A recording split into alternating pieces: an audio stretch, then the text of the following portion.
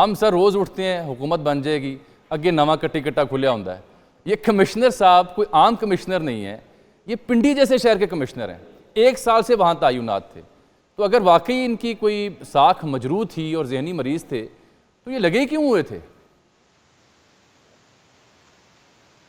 जी, लेकिन आज जो उनकी गुफ्तगू थी, पहले तो मैं उसे इल्ज़ामात नहीं कहूँगा, वो एतराफ़े जुर्म था। उन्होंने कन्फेशन की है और बेहतर ये था कि बजाय मीडिया की अदालत में वो आके बात करते, वो आप भी जानते हैं, वो दफ़ा 64 के तहत जाके मजिस्ट्रेट के सामने अपने जराइम का एतराफ़ करते और अगर उन्होंने किसी पर इल्ज़ाम लगाना था, तो वो लगा देते। लेकिन सिर्फ़ इस तरह की बड़के मार देना, अब जामी साहब हम कब से ये देख रहे हैं? हमने 35 पंक्चर भी भुगते हैं, हमने उर्दू बाज़ार के बैलेट पेपर भी भुगते हैं, हमने जनाब अभी रिसेंटली साइफर केस भुगता है, अभी अभी 85 2 दिन पंक्चर के लिए पहले तैयार हो जाएं फिर। हाँ, हाँ, यूरोपियन यूनियन का एक फेक खत भी भुगता है। तो एक ही जगह से झूठ का एक बाज़ार है, जिन इल्ज़ामात में कोई हकीकत साबित नहीं हुई। मैं 2 चीज़ें आपके सामने रखना चाहता हूँ। एक तो ये है कि 2013 में उस भी एक साहब अफ़ज़ल खान नामी आए थे, जिनको इसी तरह मीडिया ने इलेक्शन बहुत कमीशन उछाला के। था। लेकिन जब उनको अदालत में बुलाए जी, उन्होंने इलेक्शन कमीशन मरहूम फ़खरुद्दीन जी जी इब्राहिम इब्राहिम। जैसे एक इंटेग्रिटी वाले शख्स पर इल्ज़ामात लगाए थे। लेकिन जब उनको अदालत में बुलाया गया तो वो कटहरे में खड़े बेहोश हो गए और फिर जब उनको होश आई तो उन्होंने चीफ इलेक्शन कमिश्नर से माफ़ी माँगी। दूसरी बात ये है कि जब तमाम धरना हो गया तो सुप्रीम कोर्ट और ये बात बहुत सारे आपके नाज़रीन भूल चुके हैं कि सुप्रीम कोर्ट ऑफ पाकिस्तान में पूरा एक केस चला था 2013 के इंतखाबात की धांधली के इल्जामात के मुतालिक और उसके आखिर में वो सारा जो कहते थे जी हम वैगने भरकर सबूत लाए हैं, सुप्रीम कोर्ट ने वो रद्दी कर दी और कहा कि किसी मुनज्जम धांधली का सबूत नहीं मिला। तो लिहाजा ये जो इल्जामात हैं सिर्फ इल्जामात की बुनियाद पर तफ्तीश नहीं हो सकती। अभी चूंकि 18 दिन उनके रह गए हैं, रिटायरमेंट में थे, उन्होंने आज इस्तीफा दे दिया, लेकिन मेरी उनसे गुजारिश होगी कि वो सोमवार के रोज सुप्रीम कोर्ट जाए, उनके पास जितने भी सबूत और शवाहिद है वो दाखिल करें। लेकिन इस तरह नहीं हो सकता कि हर मीडिया पर आकर कोई इल्जाम लगाए और सुप्रीम कोर्ट उसकी तहकीकात शुरू कर दे। ये जो इस किस्म की फिशिंग है ये हमने पहली दफा देखी और इसने पाकिस्तान की जो सियासत है उसको पॉइजन किया है और ये एक मुस्तकिल अब एक अमल हो गया है कि पाकिस्तान में जो लोग अनारकी और फिस्तायत लाना चाहते हैं वो हमला आवर है पाकिस्तान की रियासत के ऊपर, जिसका आज हमने एक मिसाल देखी है। आप दुरुस्त कह रहे हैं इस हद तक। मेरी भी प्ली यही थी अली मोहम्मद खान साहब के सामने बहसत साफ़ी भी कि आपका इल्ज़ाम अपनी जगह, लेकिन सबूत कुछ आना चाहिए ताकि कंक्रीट एविडेंस था। लेकिन हज़रत अलमिया ये है कि ये कोई आम शख्स इल्ज़ाम नहीं लगा रहा ना, ये एक सीजन ब्यूरोक्रेट है जिसकी ग्रेड 21 में भी होनी थी प्रमोशन, जो नहीं हो सकी मेरी इतलात के मुताबिक, और चंद हफ्ते रह गए उसकी रिटायरमेंट में। और फिर ये पाकिस्तान के अहम तरीन एक शहर में तयनात है जिसका नाम रावलपिंडी है और उसकी अहमियत किसी से ढकी छुपी नहीं है। तो एक शख्स काहे को अपने लिए अजियत, जेल और अजाब का इंतखाब करे अपनी रिटायरमेंट से पहले, ये वो दलील है जो हमें मजबूर करती है सोचने पे कि आखिर इन इल्ज़ामात में कुछ ना कुछ तो होगा। देखिए ना, सीजन ब्यूरोक्रेट को इतने सीनियर हमारे अफसर थे, तो इनको अच्छी तरह मालूम है कि इलेक्शन करवाने वाली जो चेन ऑफ कमांड है उसमें कमिश्नर का कानूनी किरदार है ही नहीं, सिफर है। बराह रास्त जो डिस्ट्रिक्ट रिटर्निंग ऑफिसर हैं वो इलेक्शन कमीशन ऑफ पाकिस्तान से डील करते हैं। Deputy commissioner district returning officer थे इस इंतखाबात में।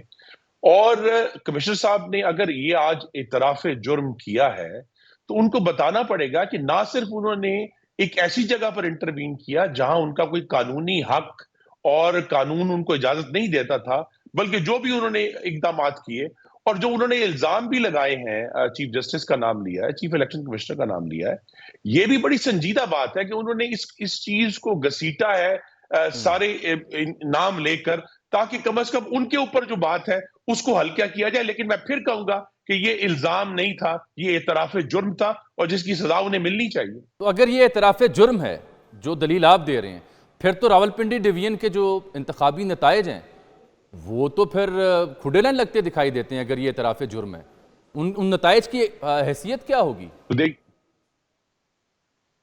उनकी हैसियत मुसल्लमा है और वो कायम है, क्योंकि जब तक ये सबूतों के साथ ये बात नहीं करते, इनकी बात जो है वो एक मीडिया की अदालत में तो अवाम के सामने आई है, लेकिन यूं लगता है कि जब कानून के सामने ये जाएंगे तो अफजल खान साहब की तरह कटहरे में बेहोश हो जाएंगे। ठीक, ये बात अपनी जगह दिलचस्प है।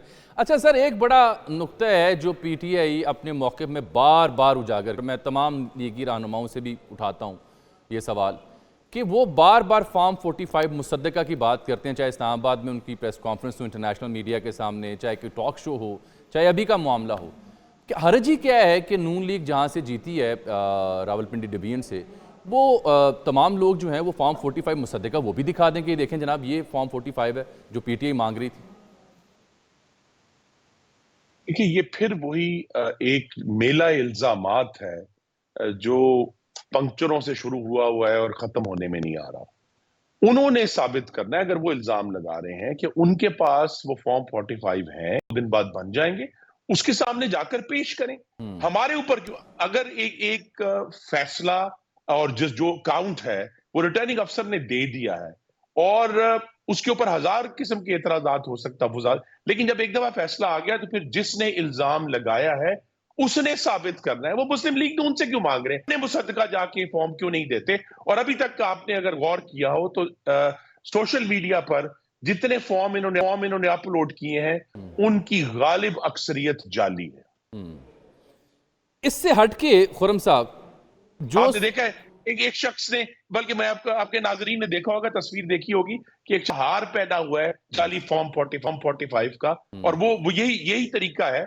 और ये जो फिर मैं कहूंगा कि जो मेला इल्जामात है जो 2014 से कम हमारे सामने आ रहा है, इसका कहीं ना कहीं तो हमें इख्तिताम करना होगा। और ये कानूनी तौर पर भी जो आने वाली असेंबली है उसके सामने ये फर्ज आ गया है कि जो इस किस्म के इश्यूज हैं कि जिनके ऊपर मीडिया जो है वो बगैर कोई तहकीक किए उनको उठाना शुरू कर देता है, उसकी फौरी तौर पर तहकीकात करके एक क्लैरिटी के साथ बात की जाए। इल्ज़ाम अपनी जगह, लेकिन ओवरऑल जो सूरत हाल है सियासी, उसका अगर जायज़ा लिया जाए, आप बड़े ज़ीरक सियासतदान हैं, हज़रत मौलाना पीडीएम के सरबरा वो आपसे नाराज़, धांधली की शिकायत वो कर रहे हैं, इमरान खान साहब 92 सीटें लेके सबसे ज़्यादा उनके पास अक्सरियत आज़ाद उम्मीदवारों की, वो इसका इल्ज़ाम आयद कर रहे हैं, जगह जगह एहतजाज कर रहे हैं। जीडीए ने कल एहतजाज किया, कुछ जगहों पर पीपल्स पार्टी भी कर रही है, वहाँ मौलाना हिदायतुर्रहमान हूँ या दीगर सियासी जमातें बलूचिस्तान में वो भी सरापा एहतजाज है, हज़ारा डेमोक्रेटिक पार्टी के समेत जमात इस्लामी भी एहतजाज कर रही है और धांधली का इल्ज़ाम लगा रही है।